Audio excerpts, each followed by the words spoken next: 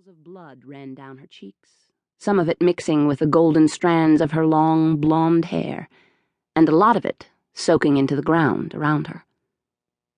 She had been pretty, once. "Looks like he was really pissed this time, Chief. Bit like the first victim, I'd say." Detective Mallory Beck made the observation dryly, seemingly unmoved by the gory scene before them. Rafe looked at her, reading the truth in her tightened lips and grim eyes. But all he said was, "Am I wrong, or did this one fight him?" Mallory consulted her notebook. "Doc just did the preliminary, of course, but he says she tried. Defensive injuries on the victim's hands, and one stab wound in her back, which the doc says was probably the first injury." Shifting his gaze to the body, Rafe said, "In the back?"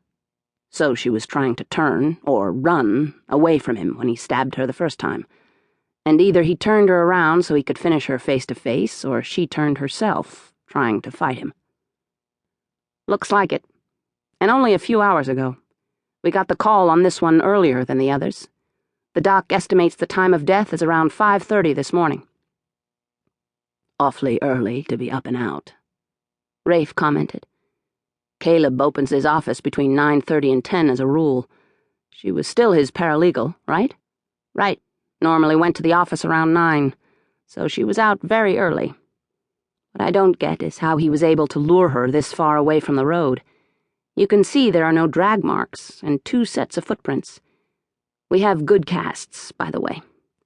So she walked out here with him. I'm no Daniel Boone, but I'd say from her tracks that she was walking calm and easy, not struggling or hesitating at all."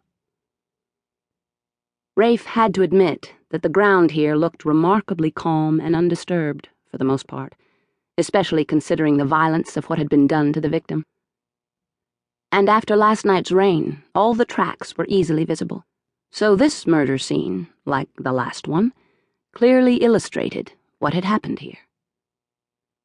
From all appearances, 26-year-old Tricia Kane had gotten out of her own car around dawn at an unofficial rest stop off a normally busy 2-lane highway, and then walked with a companion, male, according to all likelihood, as well as an FBI profile, about 50 yards into the woods to this clearing. And then the companion had killed her. Brutally. "Maybe he had a gun," Rafe suggested, thinking aloud. "Or maybe the knife was enough to keep her docile until they got this far." Mallory frowned. "You want my hunch?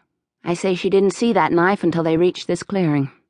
The instant she saw it, she tried to run. That's when he got her." Rafe didn't know why, but that was his hunch, too. And it's the same way he got the other 2. Somehow he persuaded these women to leave their cars and walk calmly into the woods with him. Smart, savvy women who, from all accounts, were way too careful to let any stranger get that close. Which means they probably knew him. Even if, would you leave your car and just stroll into the woods with some guy, especially if you knew 2 other women had recently died under similar circumstances? No, but I'm a suspicious cop. Mallory shook her head. "Still, it doesn't make sense. And what about the cars? All 3 women just left their cars on pull-off rest areas beside fairly busy highways and walked away from them. Keys in the ignition, for Christ's sake. And not many do that even in small towns these days. And we don't know whether he was with them when they stopped or somehow flagged them down and then persuaded them to come with him.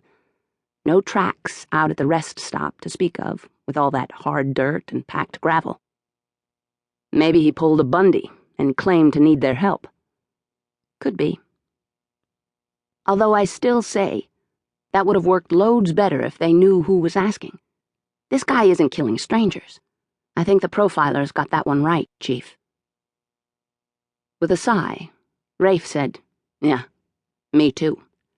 I hate like hell the idea that this bastard is local rather than some insane stranger passing through town, but I don't see any other way to explain how he's getting these women to go with him."